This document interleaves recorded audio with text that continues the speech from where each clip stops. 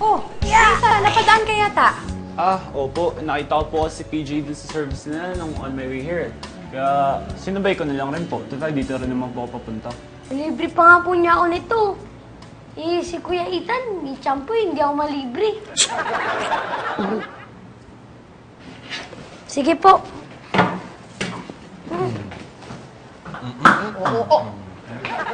Libre lang ng burger, nakas ng loob.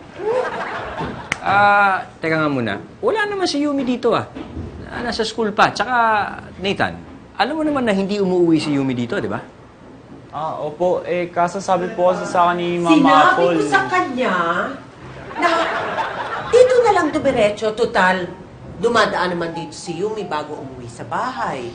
Sinabi ko rin sa kanya na at least dito, mas malapit sa eskwelahan. Hindi ba, Iho? Halika, magmerienda muna tayo. Dito, Iho. Halika dito. May masarap na merienda. Dali! Kaya talaga dapat mabayaran ko na yung utang ko sa nanay mo Hindi siya na nagpapatakbo itong bahay na to, no? Dude! Baka naman kasi, ito lang pala ang solusyon sa mga problema mo. Nakakadiri rin ako. Ba't naman ang aga mo? Andyan ka na? Mamaya pa uwi ko ganun ba? Oo, sige. Pero okay lang naman kung hindi mo ako mahihintay. Nakakahiya naman sa'yo Sige. Sige. See you later.